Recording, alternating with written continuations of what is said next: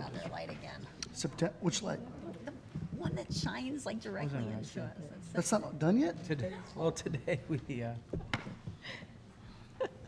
Said, he hit me up yesterday. Oh, that's why. That's why. Why? Because Ameren changed their policy. They're not shutting the streetlights off anymore. and that's why you said. Too many requests. It's not a I street. do. So we talked. Mark? about Hey, that. Jojo. How we doing? But at some point, you have to. Howdy, fellas. doing? And since we've changed our mind, I'll get you the policy. Yeah, but it, but it was Let me nice. get you the answer on that. So, beautiful course. I'd love to see it when I can see it. That I want.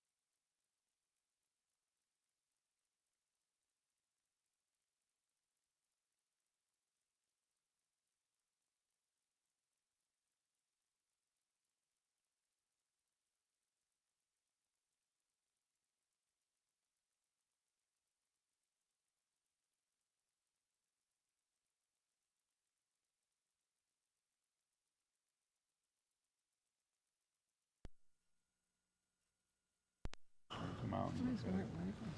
No, he's a neighbor. For what? First Parkway. Oh, Nice. John, I didn't realize. Okay, you ready? don't we have an alarm now? Go, it's a ghost. We have to evacuate. At the end. Let's go ahead and call the meeting to order, please. Regular meeting of Washington, Missouri City Council, July 15, 2019, 7 p.m. Heidrich. Aye. Holtmeyer. Aye. Obermark. Hatke. Here. Pettit. Here. Scornia. Sullentrup. Here. Wessels. Please rise for the Pledge of Allegiance.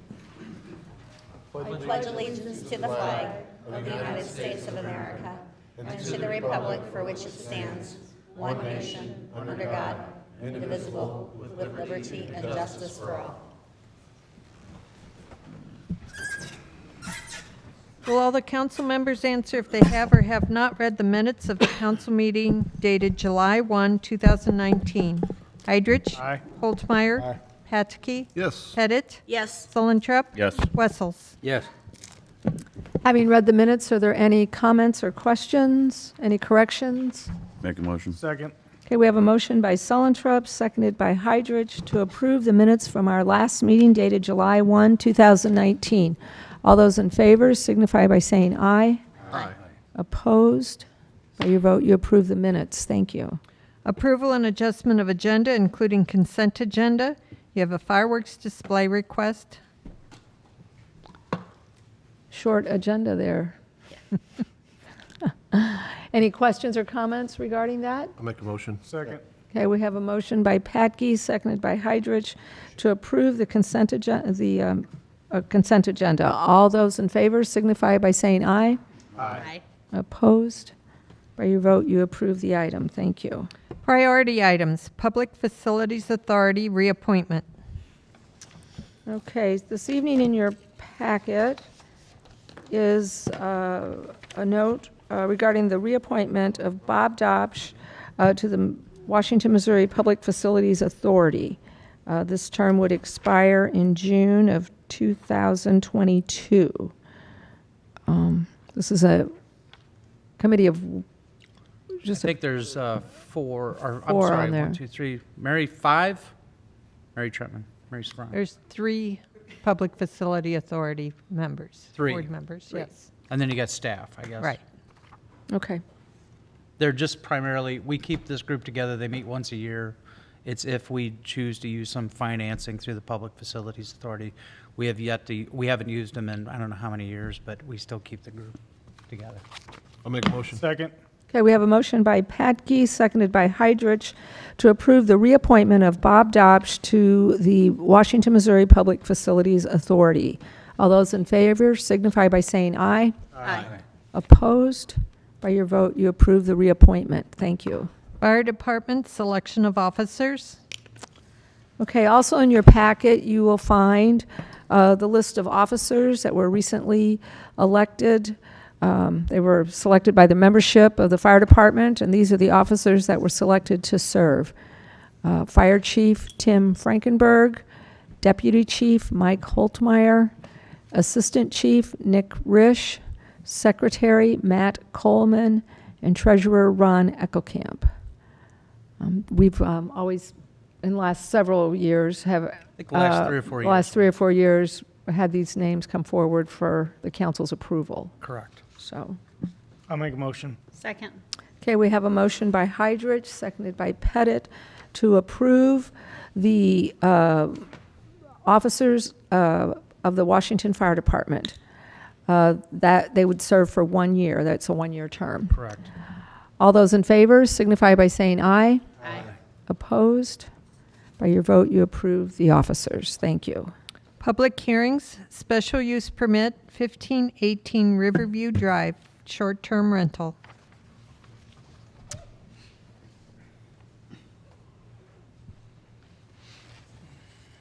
I'll take over. Yeah. The, I'm sorry. no, that's okay. I got it.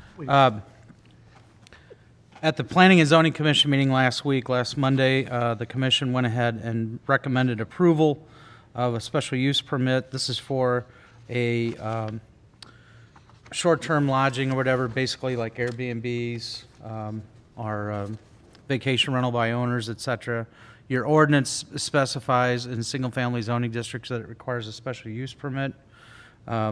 Looking at the staff report, that is surrounded by single-family homes up in that area. It is the other stuff that Sal had within the report with short-term lodging is a low-frequency use, creates minimal traffic. There is, and the staff had recommended approval of such. And you can see the site on the north side of the road. Obviously, it goes towards the riverfront. On the south side. Riverview Drive. And the, but there's the subject property that's highlighted. So, unless you have any other questions of staff or anything with regards for us, I'll do my best to answer. John, did you have anything to add or anything? No, I did not. I apologize. I was No, waiting. So so was I.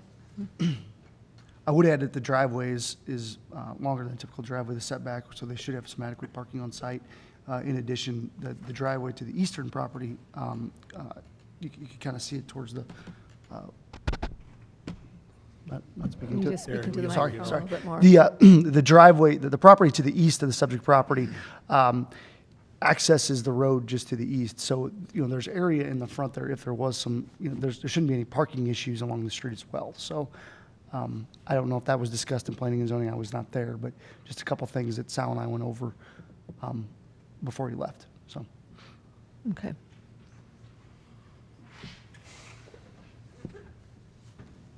All right, so this is a public hearing, and so if anyone would like to address the council on this item, You can please come forward and do so.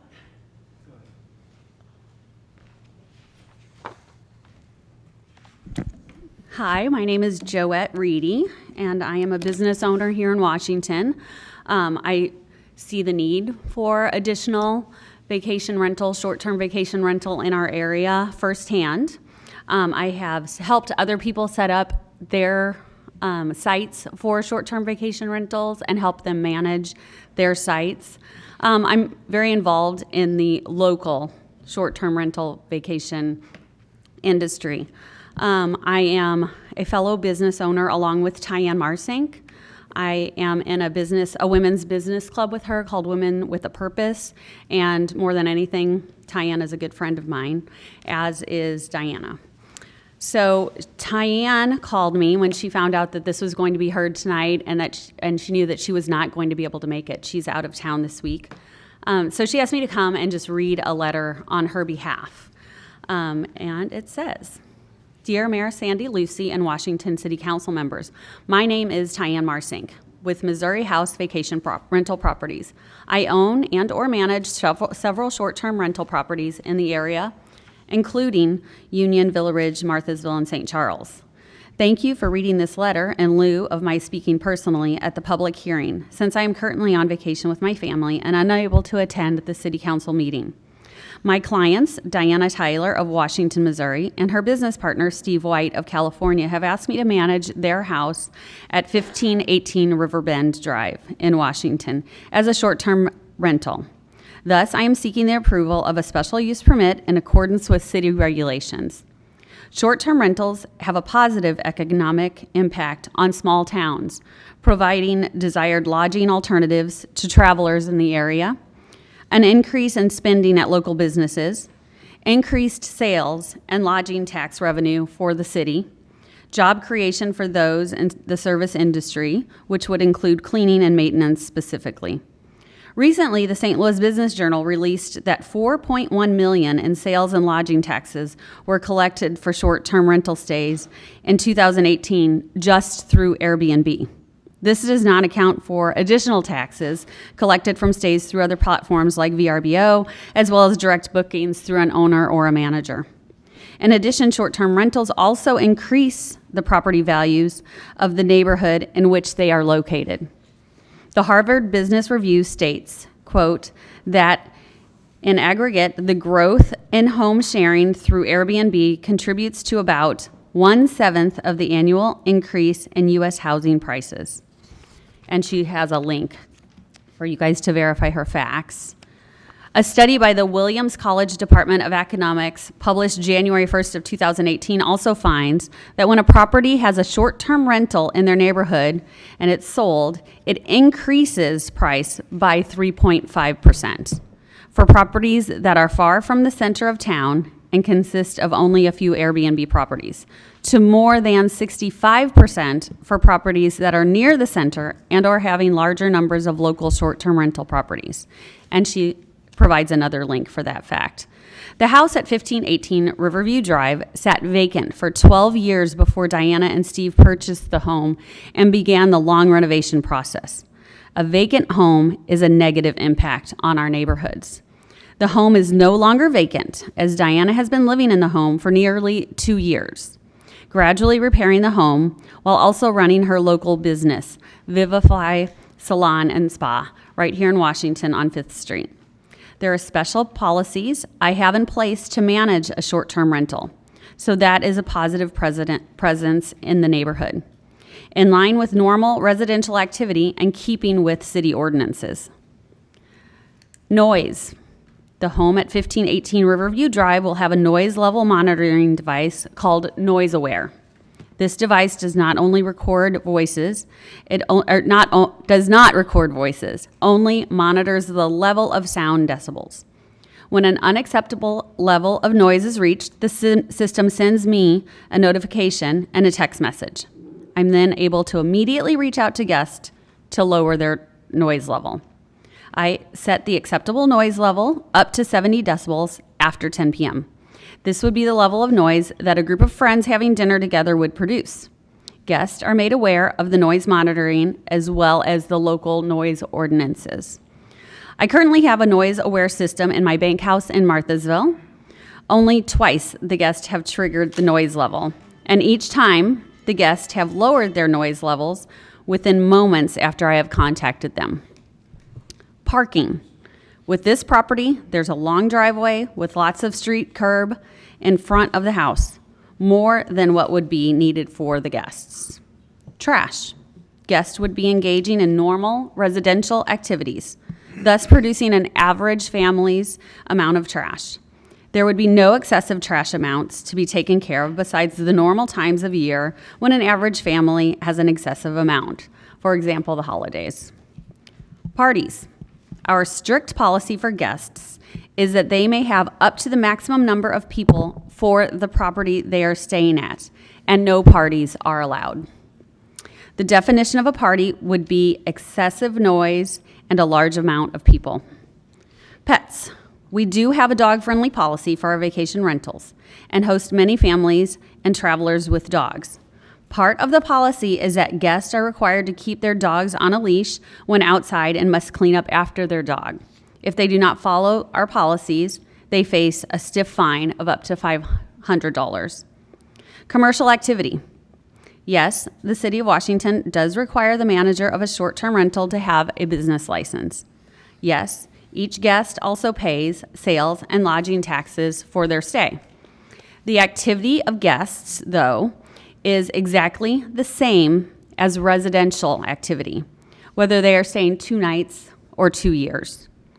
The use of the home will be no different as a short-term rental than it would be as a long-term residence or a long-term rental or residence.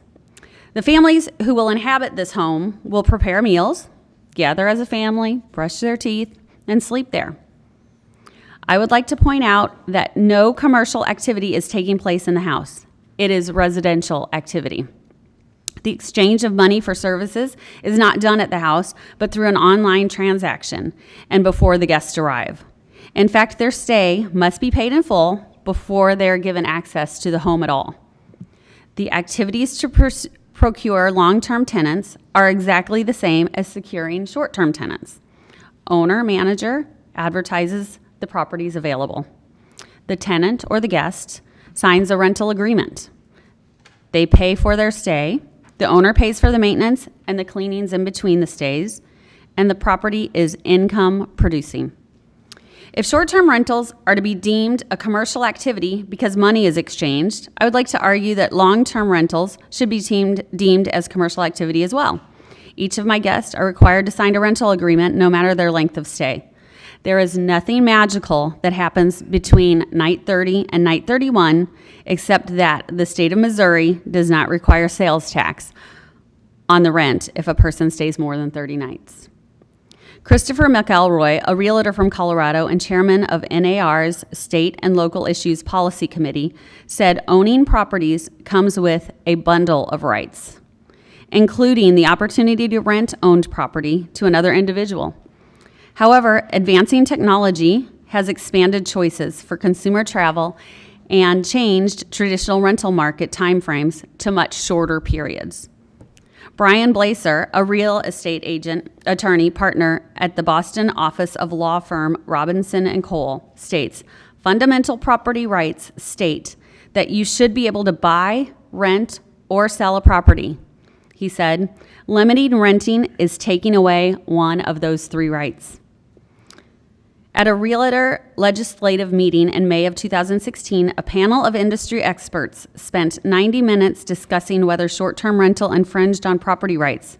The panel agreed that renting a property for less than 30 days is still a residential activity versus a commercial one. In other words, just because you leave your home overnight doesn't necessarily make it a commercial property.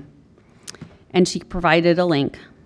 I understand that several neighbors feel short-term rental would have a negative impact on the neighborhood and fear a change in the neighborhood structure. They are correct that it does bring a small change to the neighborhood, but so does a vacant house, long-term rentals, folks moving out, and families moving in. Neighborhoods are always changing and evolving, going through cycles over the years. After speaking with several of the neighbors after the Planning and Zoning meeting last week, I learned that two of their biggest concerns are property values and not knowing their neighbors. As research has shown, a short-term rental in the neighborhood does not decrease property values, but instead increases the values of the neighborhood by 3.5% or more. As for not knowing the neighbors, sadly, research from Pew Research Center in 2018 states that only 31% of adults know all or most of their neighbors. More than 2/3 of Americans don't know who their neighbors are. Having a short-term rental in the neighborhood won't change that fact.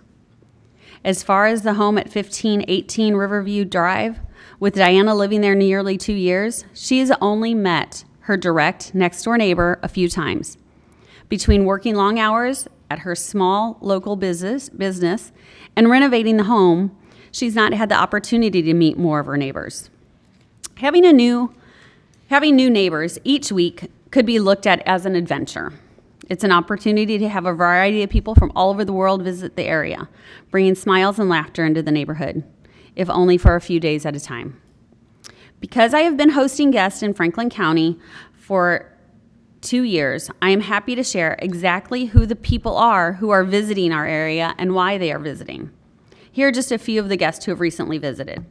Connie and her husband from Wisconsin came to the area to see their son graduate college in St. Louis. They chose the Franklin County area for its location near outdoor activities while being easy to drive to the graduation ceremony.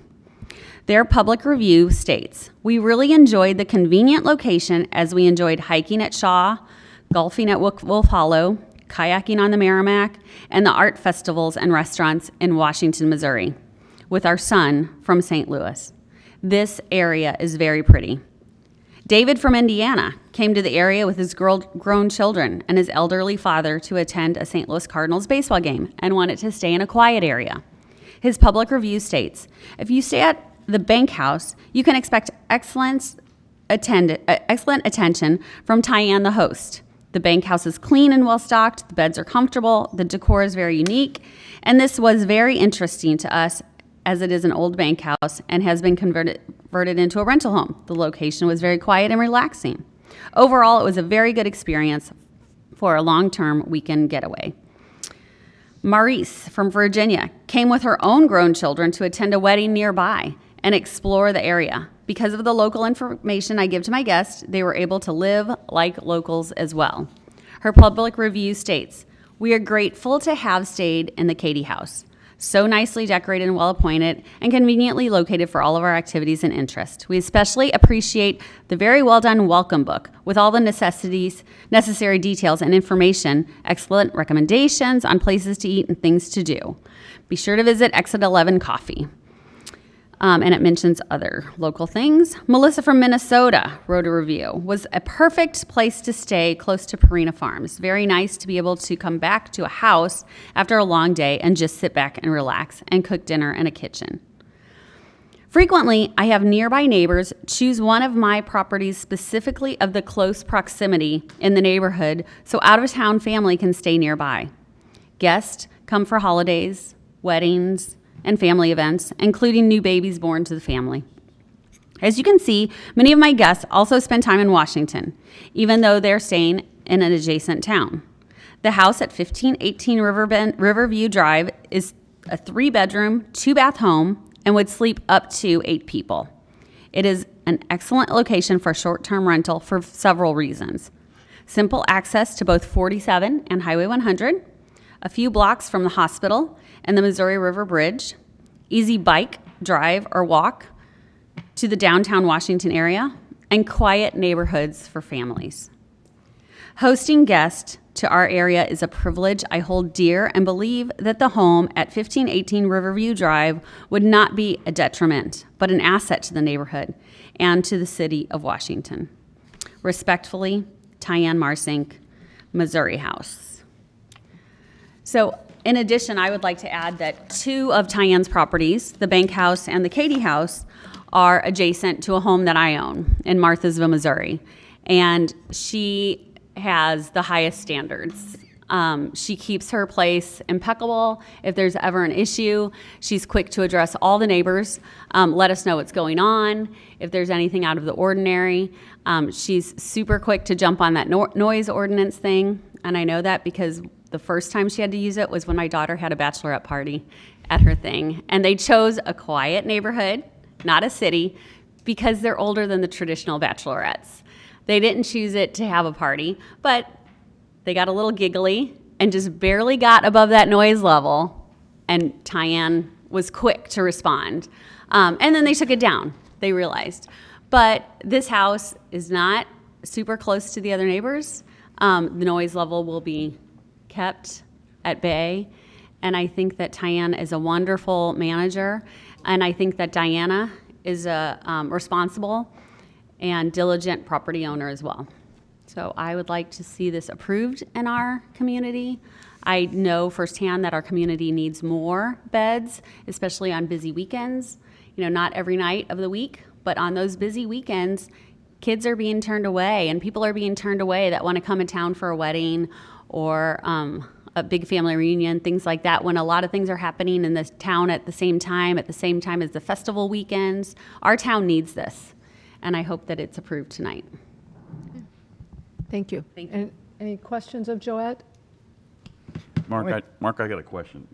When you have a special use permit for an Airbnb, are you able to, say it's not working out, are you able to rent it out then too?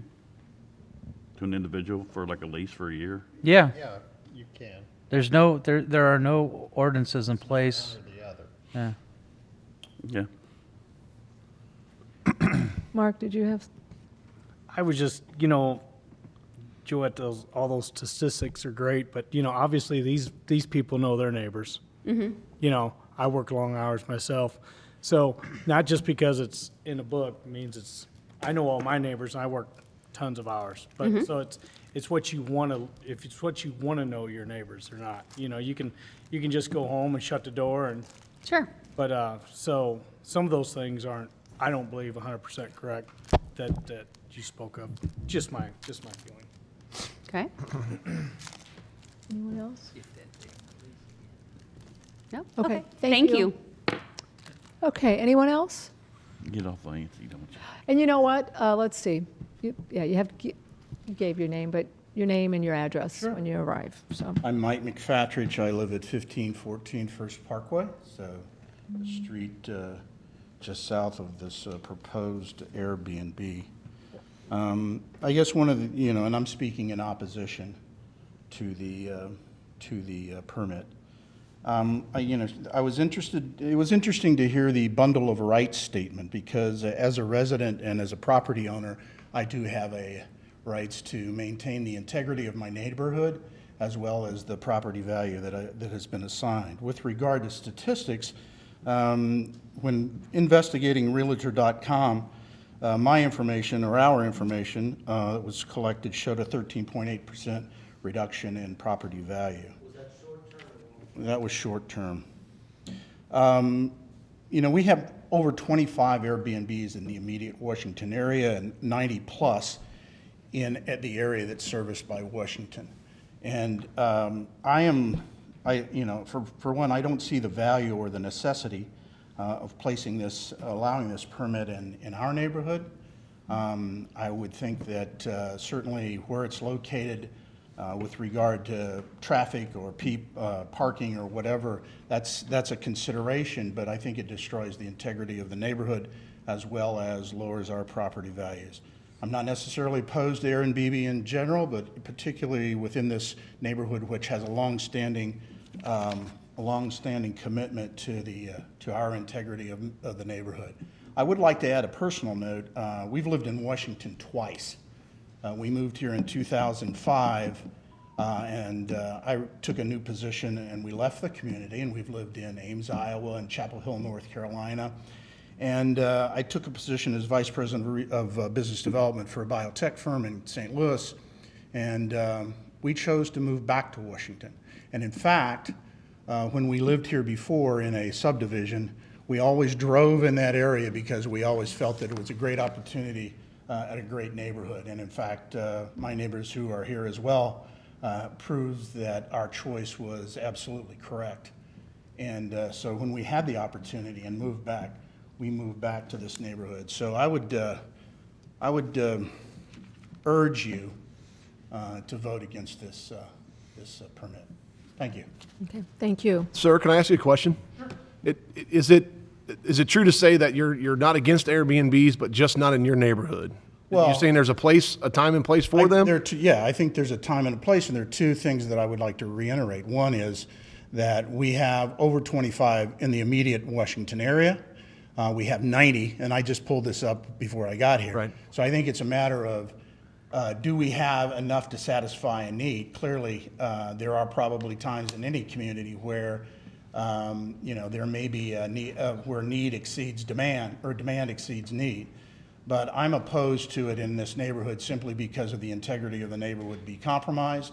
And I think that there, in terms of the volume, or in terms of the number of Airbnbs we currently had that are accessible not only in Washington, but also in the area, I don't think that it's needed. Okay, thank you. Any other questions of this gentleman? Okay. Thank you. All right.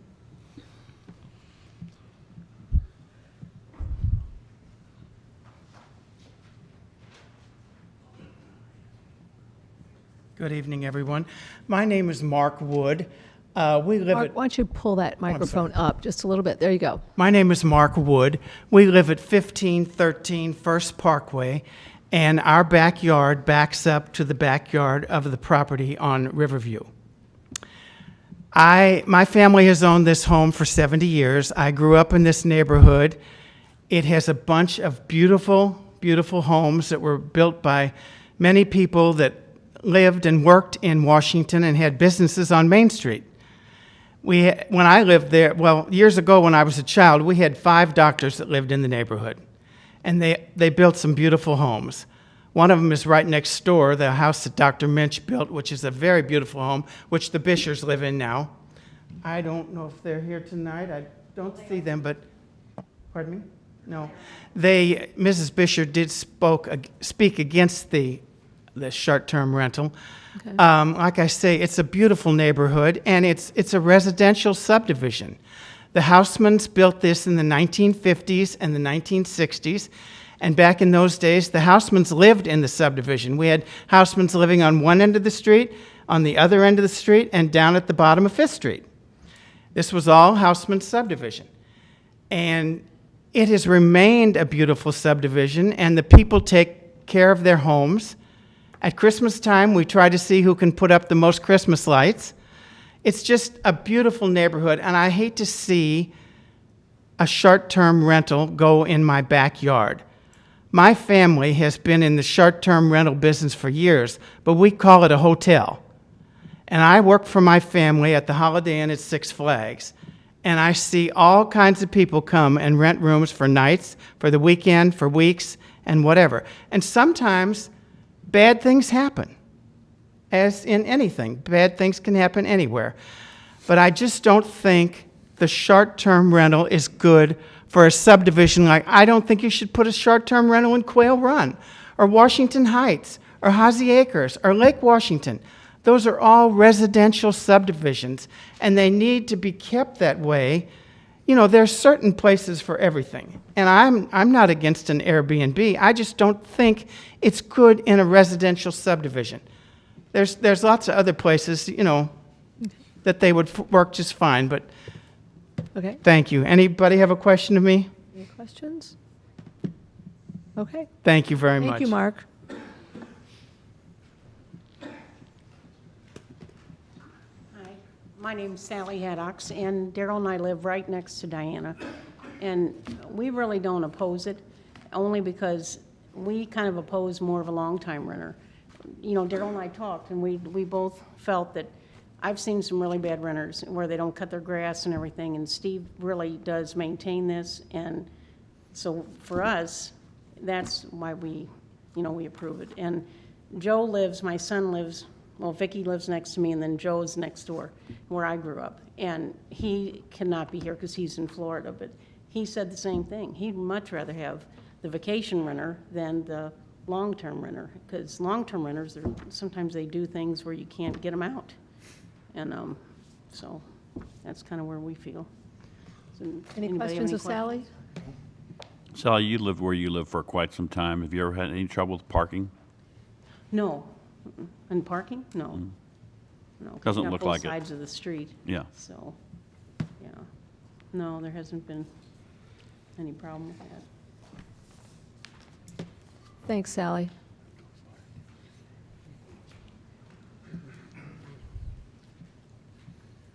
My name is Mark Michaels. I live at 1520 First Parkway. I'm not trying to get into trouble with my neighbors here. I was going to be neutral, but I have a rental property to my east that has not been upkept very well. This spring we had grass a foot high.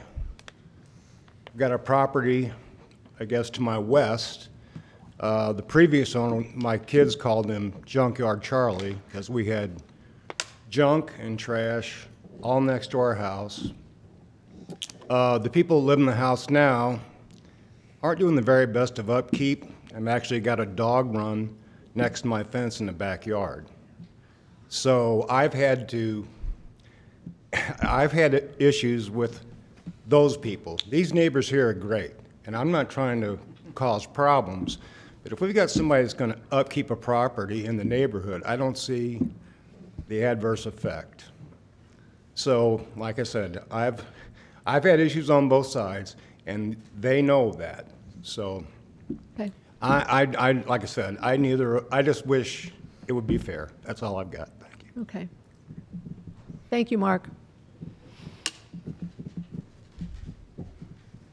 Good evening. My name's Dave Schmitz. I live at 6434 Meadow Lake. Dave Schmitz, 6434 Meadow Lake Drive here in town. I really don't have any vested per se interest in this. I know I've been doing short-term rentals for 14 years now. From my experience, I have never seen where the neighboring properties went down in value. All I have seen is increase in value when there's a short-term rental that has been put in. I guess my point is I had 20 units of yearly rentals here in town and then started doing short-term rentals. The majority of my guests, excuse me, are more like doctors and lawyers, executives, business owners. You'll have a few where, hey, it's grandma and it's grandma's birthday or grandma and grandpa's 50th anniversary. We want to do something special, and just all kind of get together. We can't do that in a hotel. We'd like to use a, room. And then they go out and not only do they pay the city tax for their stay, but all the restaurants and stores and all that stuff, that all adds up, quite a bit. As far as neighbors, if it's a monthly rental, you're stuck with that neighbor for the next year. If it's a short-term rental, you don't like them, guess what? They're gone in a day or two, But Tyann, like I said, Tyann has Noiseware in this. She's very, very professional. Actually, she's given me a lot of advice. She's made my homes look a lot better just because she has an eye for what guests look for. And so, I turned to her for advice as well. She would be a great manager for this home.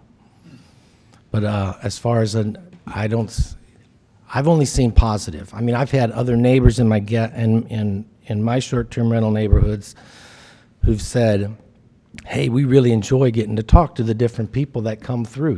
So-and-so was from this state, and this so-and-so was from this state, and we enjoy just chit-chatting with them a little bit, and everybody you have is always so nice, and so I've never had negative experiences with short-term rentals. That's all I wanted to add. Okay. Thank you. Thank you.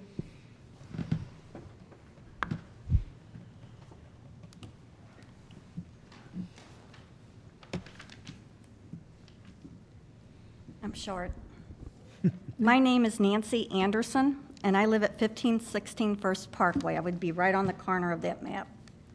When the school district we lived in lost its accreditation due to the area severely declining, my husband and I decided to check out different areas to move and ended up settling in Washington, Missouri.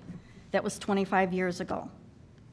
This is so much more than allowing a short-term rental in our neighborhood. It's about the decline of a community. There is a house one street over from us that has so much construction equipment in front of the house on a daily basis that we almost have to flip our mirrors in just to get by. Most days, some of that equipment is parked on the front lawn, across the street, and around the corner. That's the result of a business being run in a residential area. We as a group have nothing against a short-term rental. What we do oppose is the location. Once you allow one, you set a precedent to allow more. And as Mike said, statistics show high rental concentration drags the value of a home down by 13.8%.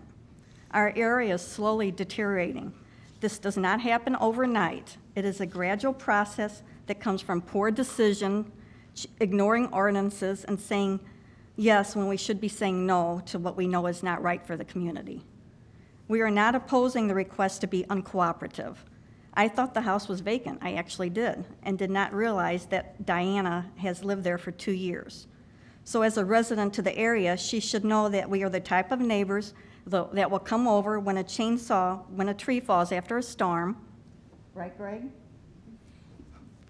We walk each other's dogs when we're on vacation, we water our plants, and we even have block parties.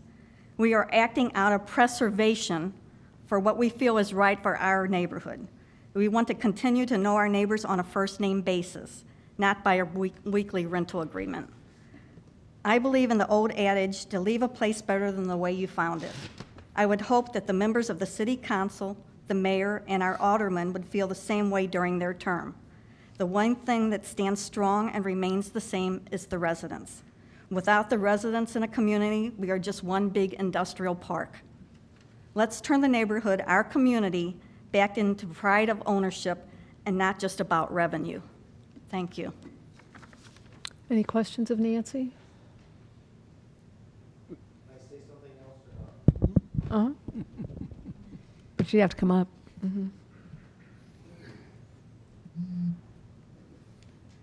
As far as property values, I just looked up what he quoted and said a drag of 13.8%. This is for long-term rentals, not short-term rentals. So I just wanted to clarify that because for short-term rentals, it does not drag down your property values.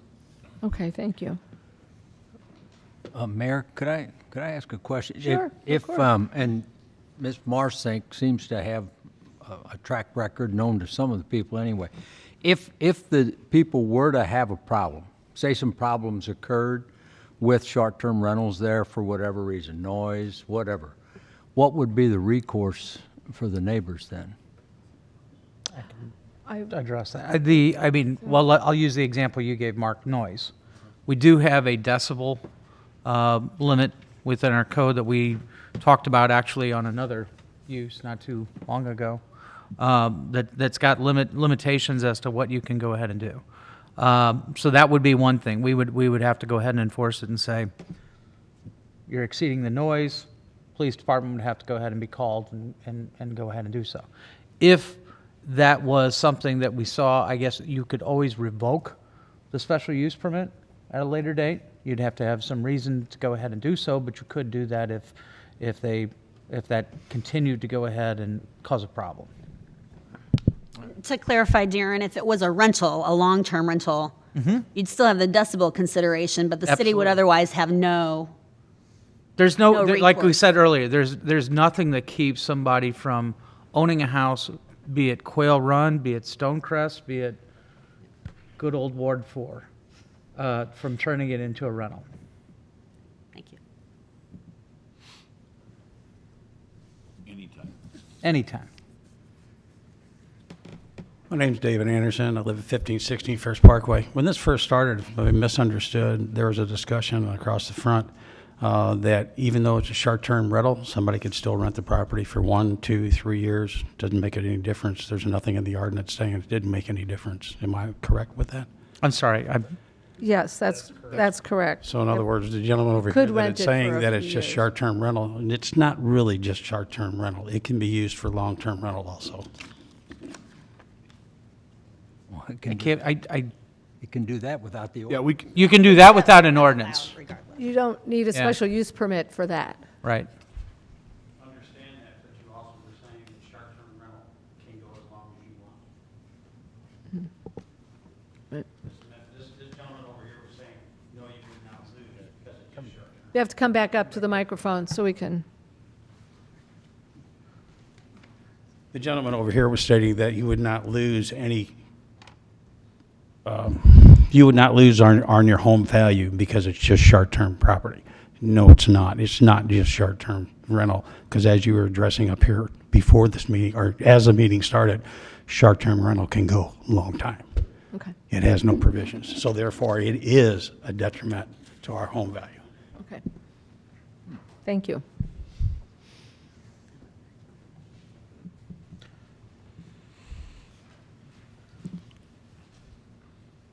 Taller than Nancy. My name is Mark Thurston. I live at 1502 First Parkway, and I will have been there 31 years next month. And I am most concerned about the process by which what I believe to be a business, that the city also evidently believes to be a business, because a business license is required in order to have a short-term rental. So we can refer to it in any way we want, but I think it does come out to be a business, and it was one of the questions I asked last week, to differentiate between a long-term rental, just a normal home rental, versus an Airbnb. But therefore, based on that, what I'm concerned about primarily is that the subdivision where we live, in the Houseman subdivision, turn into an ever-increasing business-oriented environment, simply because there's money to be made. There's money to be made for the Tynan who manages the home, money to be made for the person or folks that own the home. There's money to be made for the city because there's increased taxes, although in this particular case, I don't think they're going to be very much. So it's been a residential neighborhood since its beginning in the mid-'50s. And so what then is to prevent the next person who comes to simply say, well, I'd like to have a child care facility in the neighborhood, and since there's already an existing Airbnb business, there shouldn't be a problem running child care out of my home. Similarly, any other type business that would want to establish itself in the neighborhood could piggyback on this license being granted for the Airbnb. So that's a concern that I have in this regard. We got overwhelmed. I got overwhelmed with the amount of material that was being trotted out. Nicely done, I might add. It sounded almost like we were watching C-SPAN. But in the end, the question I would like to have considered, or have you as planners consider, is what will happen when someone does come and wants to put a car wash or childcare or a construction company. And what we have seen, those of us who have lived in the neighborhood for as long as I've been there and some longer, that the entire area is a changing neighborhood, and it's not changing for the better. And I don't believe that adding an Airbnb is going to make an improvement in that direction. Any questions? I do, just a comment, sir. I guess I listened to this at Planning and Zoning last week as well. In my opinion, or I guess where you guys are sitting, if it was a long-term rental, if someone came in and if this doesn't pass tonight, hypothetically, and Diane has no other choice but to sell it, and it's a long-term rental, and we have tall grass, we have whatever going on there, that is more of a detriment to your neighborhood than this.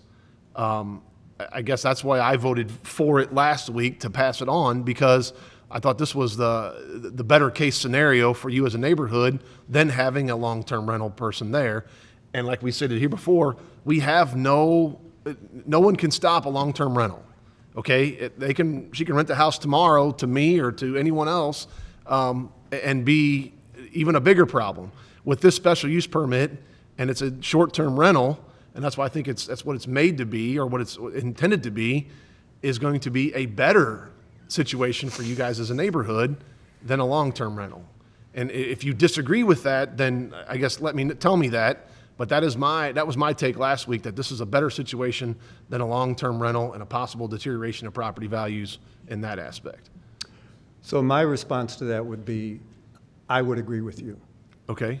But I would ask you in response why it is that rental properties within Washington in general, and I know this after the number of years I've been here, have deteriorated to such a degree that they are not being kept up. So my understanding has always been, and maybe it's incorrect, because we have tried to maintain our property, that there are special ordinances already currently in effect that say things like you should cut your grass, and that when parts of your house are falling off, you need to repair them. And as a landlord who is renting to someone, I think that the landlord should be responsible for maintaining his property in the same way a homeowner who lives in his own home is required to take care of his property. So you asked, I can lay it out. If you drive around the city of Washington and you see the weeds coming out all over, it didn't used to be that way. But I can drive down across International and go across the bridge, and there's stuff growing out of the street that's 2 or 3 feet high. If you drive around in our neighborhood, and if you've been here, some of you no doubt, you know, some of the names I think seem to indicate you've got family that have been here for generations, you'll know that the town has changed in many ways, especially in our area. So my question would be back to you. Why is that what once was well cared for is now not so well cared for? And should it be justification for asking us the question, which is better, a full-time rental or an Airbnb, so that we are forced to make a decision when I believe that what would really be helpful to the community as a whole, rather than adding one Airbnb home, is to ensure that whether you own your own home or you rent your home to a full-time renter, that it's cared for, it's kept up. So it shouldn't come down to being short-term versus long-term rental, who takes care of the home better. It should come down to we should all be taking care of our homes equally well. And I just think that whole point's been overlooked, and I think as a community it's been being overlooked for a number of years. My only response to that is that I agree with you in the fact that you want your neighborhood to look the best, but my thought on what is a good-looking property and your thought is two different things, and unfortunately some landlords aren't that. And we've taken measures to ordinances for weed control, ordinances for grass clippings in the street, derelict houses, those kind of things, and we always run into that property owners, that they have rights also to what their property should look like, has to be kept up to. I'd love to see every neighborhood in better condition and less. There's no doubt about that. So I guess my statement was in general that a full-time renter has the potential to be worse than a short-term rental, not the fact that every renter in Washington is bad or it's making it bad, but in general, that's all. So I appreciate it. Okay, and again, the situation in which we find ourselves, and I don't want to lose sight of what I'm trying to bring as my primary point, is that once you've allowed a business to enter into to a residential neighborhood, then what's to stop you from allowing any business in and saying the same thing? Well, bringing examples of how Colorado has been so successful, or New York, as was read in the opening statement from Tynan. We're not Colorado. We still have the American flag flying. And I would like to see us look at Washington as a community in and of itself, not compared to someplace else. Okay. Okay? All Any right. other questions? Sorry to have rambled. That's okay, thank you. Diana, are you? Yes. Are you currently living in the home? I am currently living in the home. I was just, I'm in the process of moving out into another rental, not a rental property, but a property that we have that I am actually rehabbing, and because that is part of what I do. I did want to say, I do know my neighbors. I know the Haddocks very well. I know Joe. I know Vicky. I know the Dan next door. I know very well, and I don't know his wife very well. But part of that is that my hours at work. I go in about 10, and I have to work, and sometimes I'm coming in at 10 at night. So that's part of the reason that I'm not able to necessarily engage. Not that I don't want to. The microphone. Oh, not that I don't want to. Sorry. So when Steve bought this property, I moved into it. I started rehabbing this property. It was derelict. It had been empty somewhere 10, 12 years, as I understand it. So anything that I have done to this property has only been in order to make it better. The property value, as I understand it, has gone up to a little over $20,000 since I've made these repairs. This house was in very ill repair. And I mentioned this last week, but I had to strip out all the carpet, which was in the bathrooms, in the kitchen, under the kitchen sink. The walls were sticky with oil, heat, and yellow with nicotine.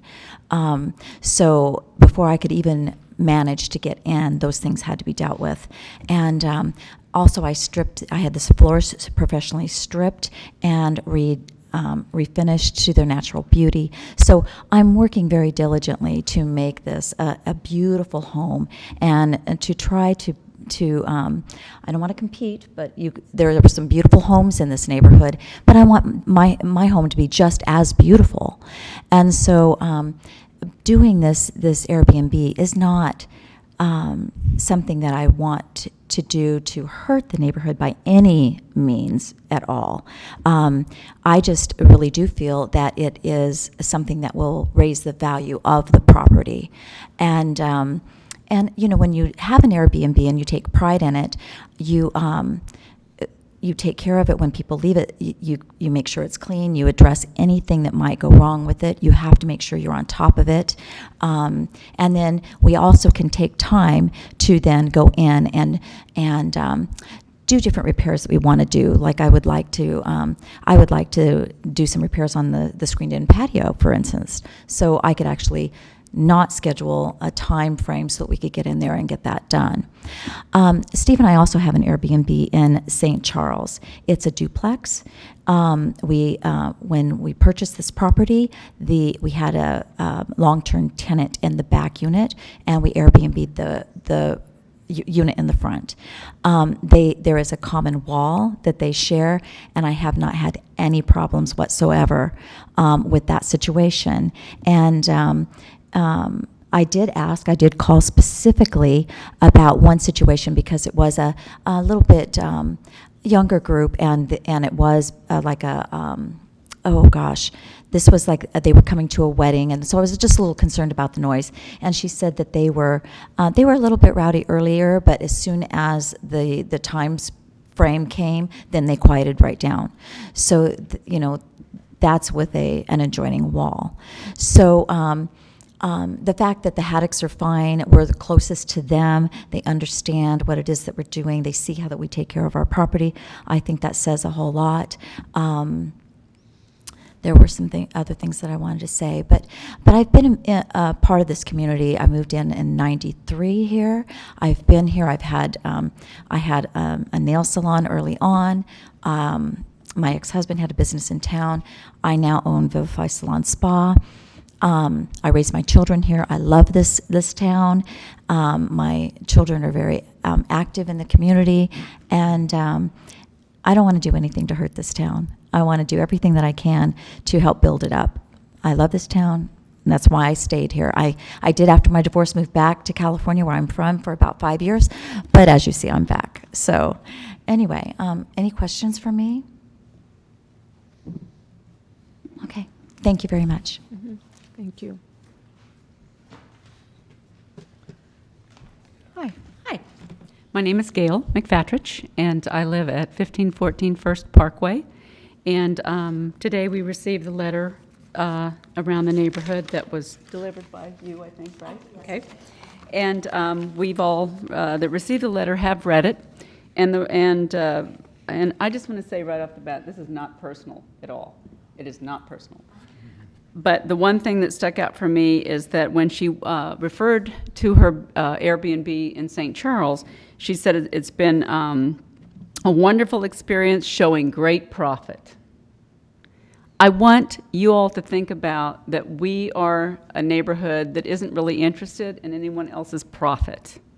And that's all I've been hearing. When the first person came up with all the statistics of quoting other places, of what they say and how well they are, and I know that you guys also own Airbnbs, and I know that they are important in Washington.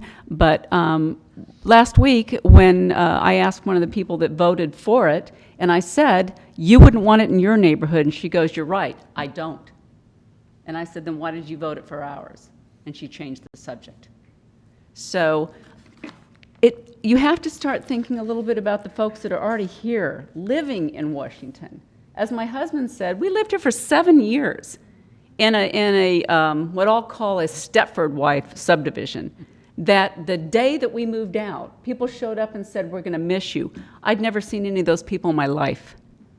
The only people that I could ever talk to are the folks that farmed and still lived up on the hill or in the back of the subdivision, the rest of them that lived there. I had one guy come over and yell at me because my cat killed a mole in his yard. And he said that if he ever saw my cat in his yard again killing moles, that he'd be gone. So naturally, 7 years we leave. We go 2 places because of my husband's job. He has been driving back and forth from our neighborhood on First Parkway to St. Louis every day for 4 years because we chose to come back to Washington.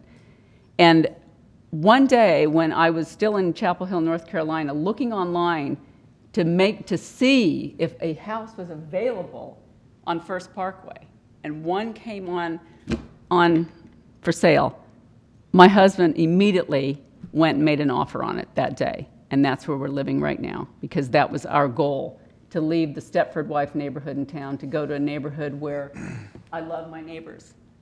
And I just want you all to remember, it's not always about profit. You have to respect and think about the folks that are already living here and already within these communities.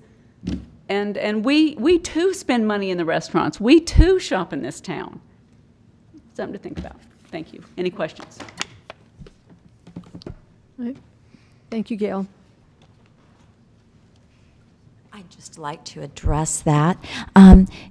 One thing when we bought this property, one thing we were thinking about was that I do have family in California, and I do these different Airbnbs as well.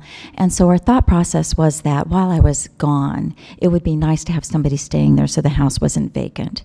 So that was that was one thought with this Airbnb that started us down the road. Now, when I said profit, and yes, it's definitely profitable, but also the fact of the matter is that we're taking care of the property. It's coming in and people are coming in. You have to be able to take care of a property in order for it to be profitable, or people are not going to want to stay there. So, yes, profitable, but also beneficial to the community and the area as well. So I didn't mean that, we're running in the money. I just meant that that we're trying to take care of our properties, and that's what we want to do with this one as well. And also, I would like to address, too, that there was concern about long-term, and yes, we can long-term rent anytime we want, but that's not our goal here. And to be really honest, I'm hoping that will end up being an actual retirement home for me later on in years. So I understand family. My mother has lived in the home that I was raised in for 50 years. I understand. I get it. So we don't want to lose that home either. But anyway, I just wanted to clarify that just a little bit. So I hope that makes sense to you. Okay, thank you.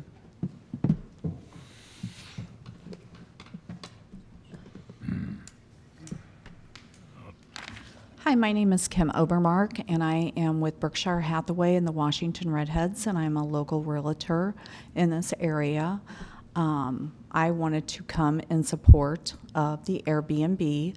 I have sold several properties to owners that have turned their homes into Airbnb.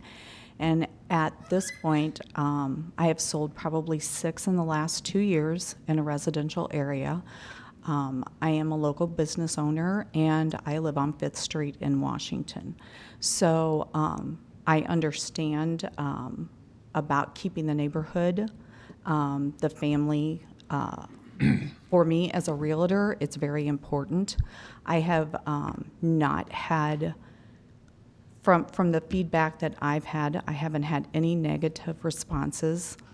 The properties do go up in value because the owners, if you've ever stayed in an Airbnb, you have the ability to go in and rate the place where you stay.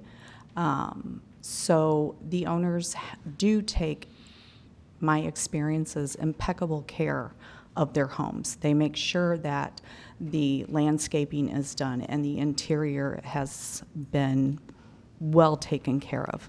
I just sold 3 up in Villa Ridge, and I know he has put a huge amount of money into redoing the homes as opposed to a long-term rental. And he wanted that for Purina Farms and people coming in to work that, for like a training or something like that in St. Louis. So he has put an astronomical amount of money actually into the 3 properties that he purchased. I have sold in Marthasville, Warren County, and St. Charles. So I don't know if you have any questions for me as a realtor, but for me, and I have seen the home, I would think I know it's went up in value, and I can't see it having it as an Airbnb, taking any value away from our community. I work with seller and buyers all the time, and I've stayed in Airbnbs, and I think one of the positive facts, I guess, is that you can all stay together. You can have a kitchen, you can have several bedrooms, you can have, they tell you a certain amount of people, but you can be together, unlike a hotel where you have to spend a much more astronomical amount of money doing that. So I didn't know if you had any questions for me as a realtor, but I would try to answer anything you may have. Any questions, comments? Okay. All right, thank you. Okay, thank you. Any discussion from council members?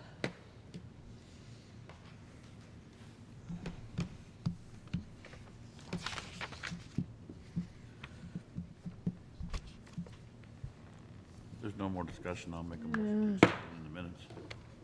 Second. Okay, so we have a motion by Sullentrup, seconded by Holtmeyer to accept this item into the minutes.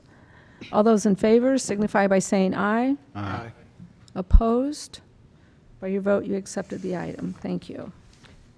An ordinance granting a special use permit to utilize 1518 Riverview Drive as a vacation rental in the city of Washington, Franklin County, Missouri. Holtmeyer. Introduced by Councilman Holtmeyer. This is the ordinance that follows the previous public hearing. Any questions or comments? An ordinance granting a special use permit to utilize 1518 Riverview Drive as a vacation rental in the city of Washington, Franklin County, Missouri. Holtmeyer. Aye. Wessels. Yes. Patke. Yes. Pettit. Yes. Sullentrup. No. Heidrich. No. Okay, by your vote, you approved the ordinance. No. Five, you did. Oh, it did not fail. 5 votes. Oh, we needed 5, didn't we? Yes, you did. Because we have So it failed. absences. Right. Okay, so my math is bad. So the special use permit, because we don't have our full council here. You need we 5 need votes. 5 votes to pass that, so we didn't get that. So, all right, so it failed. Rezone 4967 and 4971 South Point Road from R2 two-family residential to R1C single-family attached. You should have within your packets, this is another one where the owners are wanting to go ahead and re-subdivide the property so that they could go ahead and have 2 separate distinct lots. And so they're requesting that we rezone this from R2 to R1C, single-family attached. Planning and Zoning Commission recommended approval of the request. Staff also recommends approval. Okay. Later on in the packet, later on your agenda, I should say, you would have a subdivision plat that would also follow. Okay. Any comment? I don't. Yeah. I thank you all for being here tonight. So, we appreciate you being here. So, we appreciate it. Okay, so any questions or comments regarding this item from council members? Is there anyone here who would like to address the council on this item?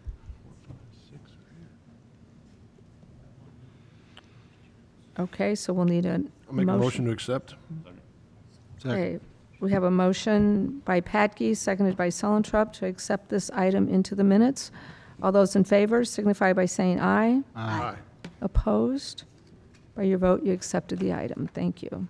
An ordinance rezoning 4967, 4971 South Point Road from R2 two-family residential to R1C single-family attached in the city of Washington, Franklin County, Missouri. Wessels? Introduced by Councilmember Wessels. This is the ordinance that follows the previous item. Any questions or comments? Okay. An ordinance rezoning 4967, 4971 South Point Road from R2 two-family residential to R1C single-family attached in the city of Washington, Franklin County, Missouri. Holtmeyer. Aye. Wessels. Aye. Patke. Yes. Pettit. Yes. Sullentrup. Heidrich. By your vote, you approve the ordinance. Thank you. Citizens' comments? Is there anyone here who would like to address the council on any item that is not on the agenda? Okay. Report of department heads. Code revisions, section 505.840, method generally, backfilling and resurfacing. So our last admin operations meeting, I briefed you all on a potential code revision that I'd bring forth to you requiring any utility trench that's cut into an asphalt street to be capped with minimum 2 inches of what we call it cold mix asphalt. That is a temporary driving surface that we utilize specifically in a winter time when we cannot get a hot mix asphalt to complete a final repair. I'm proposing that we utilize this cold mix asphalt as a temporary measure during all times as a final procedure for the contracting community to do when there's a utility cut in a street. What that will do is it will allow what we see a lot of is rock essentially spilling out of these trenches, creating potholes in these trenches, which cause undue hardship to any of the traveling community that is not responsible for that trench. We do the best of our abilities as staff to make a phone call to the contractors to get that done. Quite frankly, it just doesn't happen as quick as we would like. And we've also seen, I'm probably dealing with one or two of these a week in certain times, especially in a raining situation where rock does tend to spill out. This mix does get removed, and a final placement of hot mix asphalt is placed as a final repair. That is done by city crews, so there's no change in procedure rather than have that last 2 inches be placed with rock, it actually gets placed with a temporary cold mix asphalt. It's just a simple, fairly simple change in the procedures. It does not change any of the city's procedures as far as our staff. Any questions or comments? Motion to accept. Second. We have a motion by Patke, seconded by Hydrich. We need to vote on this, don't we, Mary? Not an ordinance, is it? This isn't an ordinance. So just a It's vote just to approve. information. Yeah. Motion to They'll have to accept. come back with a, Yeah, I was going to say, we'll have to come back and amend the code, correct? right. Right? Well, I guess we will have to, yes. Okay, so a motion to accept the item into the minutes. All those in favor signify by saying aye. Aye. Opposed? By your vote, you accepted the item. Thank you. Ordinances, resolutions. A resolution in support of the Hope 6 Main Street grant. Good question. Okay, Bridget, you're here to talk about the Hope 6 Main Street grant, I believe? Yes. Some of you may remember we applied for this back in 2016 for a different project for the Fifth Street School. We knew it was a great program, and it's not funded every year, so we've been watching for it to come up again, and it did. They fund this in 2-year cycles, so they choose, thank you, they choose you apply and they choose 2 communities to receive the grant, one in one fiscal year, so FY 19 and then FY 20. So they choose 2. So we had actually come in 3rd place, so when we applied, and we did not get funding last time. So the Hope 6 provides grants to small communities to assist in the renovation of historic or traditional central business districts by replacing unutilized, obsolete, and commercial space in buildings with affordable housing units. The space may be publicly or privately owned. The local government is the jurisdiction that includes the Main Street area, so it has to be the city that applies for this. This was the same case last time, so it was a partnership between us and the city. They have a couple of objectives that they like to see work out, that has to be within the central business district, which the property that we're proposing is located on Elm Street, 214 Elm Street. It needs to preserve the historic or traditional Main Street area, and it's by replacing unused space. This is the 2nd floor of that building. It's been vacant. I think it's been vacant for about 30 years, remember what the property owner let me know that. To enhance the economic development efforts in the downtown area and provide affordable housing. So this is a program of HUD.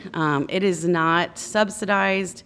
Once it's in there, it's just affordable. So the folks this is workforce housing, so the type of folks that they're looking to put in these type are young professionals, folks just out of college, getting started, teachers, nurses, police officers. The process, we have been working on this for the last couple of months, waiting for it to come through. Once they did announce it, we only had about, when we were aware of the announcement, we had about 40 days to put this together. It had to be a project that kind of was, quote, shovel-ready, which sounds strange in the downtown district, but it was something that could move forward. They have a really long timeline. The grant application is due July 30th, and they won't make the announcement. They don't have to make the announcement until September, but typically last time they didn't let us know anything until November. So we did talk with a couple of different people that we knew that were doing projects. Another location on Elm Street, and they did not want to wait that long or deal with any rules or regulations that this grant may have. Our committee members were Sal Maniaci, Sam Understall, Jennifer Giesick, Trent Hendrickson, John Vietmeyer, Alicia Turner, and then some staff from our office. The property owner is Fred Becker. He would have been here this evening, but he is out of town, and the company that owns that property is Elm Street Investments. This is the building that you're probably all very familiar with. A lot of people still call it the YHCI building. It is now Whisper Internet. YHCI sold to Whisper, but you'll still see Fred and his son running the day-to-day business inside there. It was formerly it was built as the Nieberg and Witt furniture store. This was not any kind of undertaking. It was built as a modern furniture store. You went in and had very tall ceilings. It's only you might think it's a 3-story building. It's only 2 stories. There was an interior balcony area so that you could go upstairs and look over the balcony and see set up rooms, dining rooms, living rooms, and so you could view the furniture from what it looked like above. And when Fred and his family bought it in the 80s, they did add the office space up there. There are, I want to say there's close to 20 different businesses in there, but I know definitely over 10. So it's a very well utilized. I think I surprised Darren. He didn't even know there was a floor up there. There was this 4,000 square feet of a giant open room that is completely unutilized. He looked into renovating it in the early 90s, but he ran into a lot of roadblocks. One, that the building is 125 feet long. After 75 feet, you require a second point of egress. It is almost a 0 lot line building. So he needs to put an exterior fire escape on, but he doesn't own the property around him. So it's something he has been working with his neighbors on. Also, there is a freight elevator that's not allowed for people to utilize. The staircases as they exist today do not fit code. So as he added all of this up, it became something that he wasn't able to do.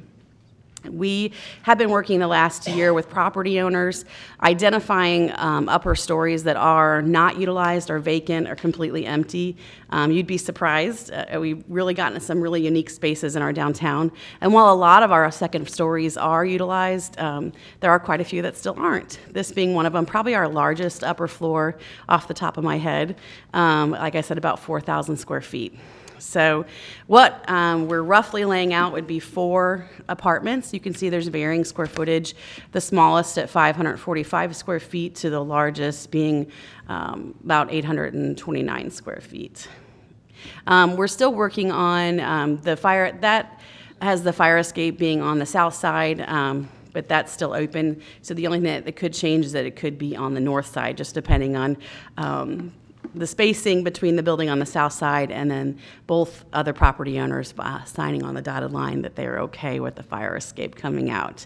That elevator that you see that is on the east facade is existing. It actually even goes up all the way up into the roof area, but they would reuse that, that shaft. I think you guys know more than others about affordable housing. Just some basic information. I will not read this to you just for time, but just about the need for affordable housing and rental, affordable rental. Downtown has always been identified as a place where high density works really well.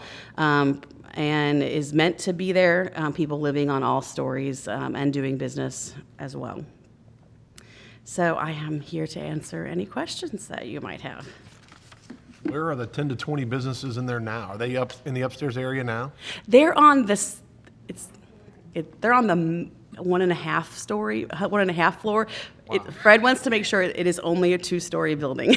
So they're in the balcony area. There are offices. Kim, do you? Oh, she's gone. I thought Kim might office there, but I wasn't sure. There's architects, lawyers, counselors. There's a CPA. The other trash man has an office there. All small businesses. Yeah. You can't speak back there. The offices that they're on the main floor and on the balcony, and the ones that are up on the balcony are very small offices.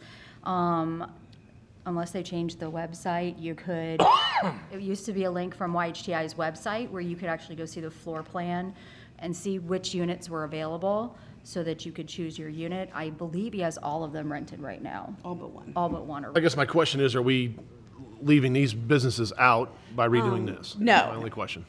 No, he's made them all aware of this, so that he's always wanted to do something on that upper floor. And he's, This is above them, right? this is above them, a Above completely. the balcony, so it's like a third floor. It's like a 3rd floor, but it's only a 2-story building. Yeah. Sorry. Fred was very clear to me that it is only a 2-story building. So, but yes, it's like a 3rd floor up there. Yeah, they're very tall ceilings, and so that's why there was room for that area, for that space. Do we not have a square foot price or square foot for an apartment? Like what this, $545? Square footage? We don't have any minimum in Have a code? minimum of square footage? Oh, I wasn't aware of that. You do in the building code, but I There's don't, an occupancy minimum. Yeah. I don't know it off the top. based of my head. on what she's showing, I don't When- know, it's, they're above it. 500 feet. We got this done after Sal had already left, so he wasn't able to review this. This is still rough and works. With that being said, could like apartment 2, I guess, that would be my only concern over if it got below 6,000 square feet. Or 600, sorry. Oh, yeah, not that. That might be the minimum. We can, 545 is what you got is the small. okay. I can check on that. Yeah. Ask. We have it in a brochure right in my office. I just- Okay. Yeah. Less than 30 by 20. I'm unsure, yeah. This is like, obviously, this would have to go through all the normal, come forth and go through John's office and go through all of that. This is preliminary just to get the grant application turned in, and then it would still go through all the traditional processes of coming for a building permit, having the signed and sealed drawings. and when do you have to have it turned in? July 30th, Okay. yeah. You got plenty of time. Right, right. So everybody took a part of this and is, has a piece of their pie. I'm sure, Sandy, I know they probably requested several letters from you. But yeah, this is kind of a group effort between Jennifer and Sam and Sal and the rest of the committee, so. So do you just need our well-being, our resolution? So- What do you need from us? Need two things. We need You have 2 a items. resolution- I'm asking if. Resolution of support, and then the second is an ordinance authorizing and directing us to enter into an agreement with Elm Street Investments for purposes of the grant, correct? Correct, because the application has to be filled out in the city of Washington's name, they will only allow the government entity to write the application. This is what we did last time as well. Correct. So there are 2 letters that need to be signed tonight. One that I'll sign, and then when we go to the next item, after the next item, then Mary has a letter prepared that each one of the council members will sign. So we need 2 signatures tonight. Oh. Any questions or comments? Nope. Make a motion. Pass it on. Second. Okay, so we have a motion by Holtmeyer, seconded by Pettit, to approve this item. All those in favor signify by saying aye. Aye. Opposed? By your vote, you approve the item. Thank you. An ordinance authorizing and directing the execution of an agreement by and between the City of Washington, Missouri and Elm Street Investments. Holtmar. Holtmar. Introduced by Councilmember Holtmeyer. This is the ordinance that follows the previous item. Any questions or comments? An ordinance authorizing and directing the execution of an agreement by and between the City of Washington, Missouri and Elm Street Investments. Holtmeyer. Aye. Wessels. Aye. Patke. Aye. Pettit. Yes. Heidrich. Aye. Zollentrup. Yes. By your vote, you approve the ordinance. Thank you. Thank you. An Thanks, ordinance Bridget. amending Section 605.180 of the Code of the City of Washington, Missouri pertaining to business licenses. Patke. Introduced by Councilmember Patke. Mary? 7C. Good evening, everybody. This is just a simple ordinance to begin prorating business licenses instead of doing the half-year license. It's a perfect time now that we're updating our business license software. And we've had a lot of customers that come in and ask and don't understand why they have to pay for a half-year license if they're operating their business in May. So this is just to help with customer service, and we think that it's a better way to serve our customers. So this would eliminate the half-year license, and we would just prorate the annual business month. license per month. Any questions or comments? Okay, thank you. An ordinance amending Section 605.180 of the Code of the City of Washington, Missouri pertaining to business licenses. Holtmeyer. Aye. Wessels. Aye. Patke. Aye. Pettit. Yes. Zollentrup. Yes. Heidrich. By your vote, you approve the ordinance. Thank you. An ordinance authorizing and directing the execution of a parking lot lease by and between the City of Washington, Missouri and Eckelcamp Enterprises, LLC. Patke. Introduced by Councilmember Patke. This is the lot. Yes, this is the lot where the old creamery was. John's pulling up a picture because there was not one included in your packet. But track 1 and track 2 you see on there, that's what's highlighted in the Exhibit A, or that's the legal descriptions for Exhibit A. Those are the 2 parking lots that we currently have where we take over maintenance. And Lou and they provide us with the lease for public parking. Any questions or comments? An ordinance authorizing and directing the execution of a parking lot lease by and between the City of Washington, Missouri and Eckelcamp Enterprises, LLC. Holtmeyer. Aye. Patke. Aye. Pettit. Yes. Wessels. Aye. Zollentrup. Yes. Heidrich. Aye. By your vote, you approve the ordinance. Thank you. An ordinance amending Section 130.170 of the Code of the City of Washington, Missouri. Holtmeyer. Introduced by Councilmember Holtmeyer. This is the fees for the football? Yep, come on up. Football fields? Good evening, everyone. So yes, this is amending the football fees. Not a whole lot has changed. We did a survey of area parks and rec departments that have football fields available to the public, which there's not a whole lot of departments that do that. And of the departments, we found 2 departments that have much nicer fields that were priced above our fee of $25, and then 3 below us, and their fields were, I guess, less desirable than what we currently have. So we're really in the middle range, kind of where we want to be of football fees. With that said, we didn't change what's listed here is $25 per game, and that's what our local football association's been paying for years. We had another fee, it was $40. It was for the nonprofit, or it was for, it was listed as general. And this $25 a game fee was listed as nonprofit.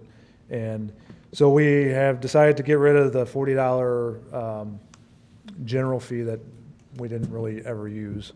But we did add, just to kind of recover some of our costs associated with having a football field, we are going to charge, and I did talk to the Football Association, and they're okay with this, a $200 fee to the initial lining of the football field. So all the boundary and all the hash marks and the numbers and everything like that would be $200, and that's for the first lining of the field in the fall, early fall. And then a $100 relining fee because it takes less time, and generally sometimes we're just doing the borders and things like that. So, and they were fine with that fee too. And I offered out, you know, if once it's lined, the initial lining's done, if they want to reline it themselves, they can save $100, and they were okay with that. So, and then the only other thing, kind of what we did with soccer too, is just to keep everyone consistent on the same page. A game is considered an hour. I think it was considered 2 hours, but we were already renting it as an hour anyways, and they were paying for an hour. So it's just verbiage change. So any questions? Any questions? Okay, thank you, Good Wayne. that this all hashed out. Yes, finally. Is Coming that the along. last one now? That's the last of the That's field. sports. Sports. Yeah, Sports sports. field, yeah. So facilities are next. Yeah. Coming your way. At a theater. Okay, thank you, Wayne. Commend you. Job well And, done. an ordinance amending section 130.170 of the Code of the City of Washington, Missouri. Holtmeyer, Aye. Wessels, Aye. Hatchke, Aye. Pettit, Yes. Sullentrup, Heidrich. By your vote, you approve the ordinance. Thank you. Commission, committee, and board reports, preliminary plat approval, 4967 and 4971 South Point Road. Okay, this was, public hearing about this? Yes, a this is little the bit public hearing, this is the previously? preliminary plat, and then you've got, after that, you've got an ordinance approving the final plat. This basically allows them to go ahead and subdivide those into two distinct separate lots. Any questions or comments?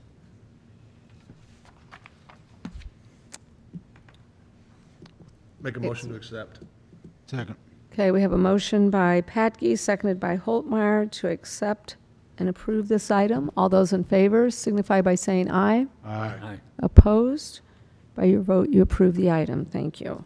An ordinance approving the final plat of Stonecrest subdivision, Plat 15, in the city of Washington, Franklin County, Missouri. Holtmeyer. Introduced by Councilmember Holtmeyer.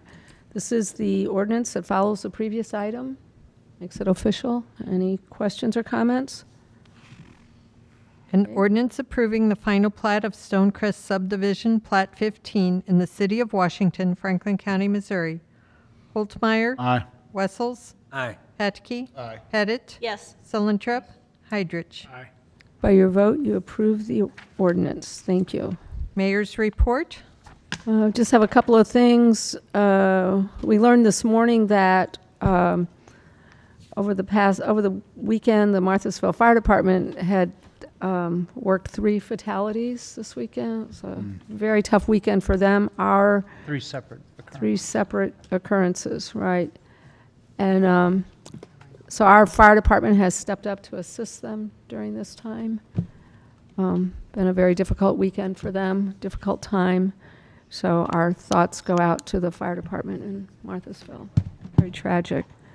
Darren has been nominated for the Outstanding Public Official Award at the Missouri Main Street Conference, which is next week. So we want to congratulate him. There are 2 finalists, Darren and Not a boy. another person. So, Bring home a winner, Darren.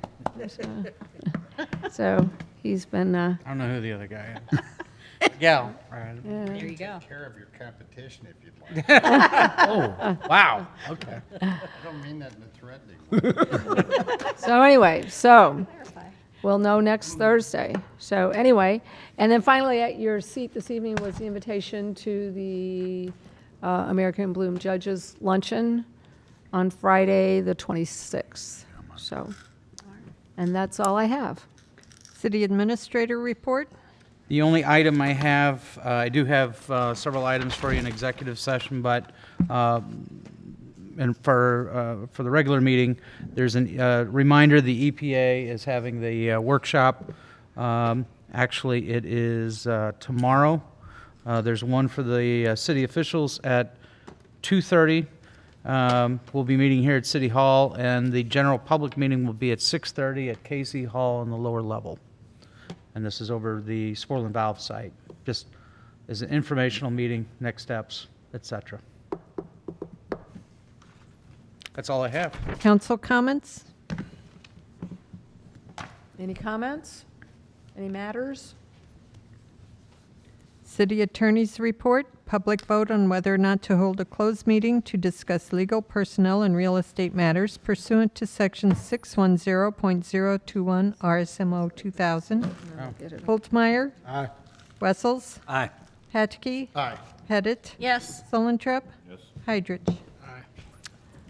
Your vote. We're in executive session. Thank you. We're going to go into executive session now.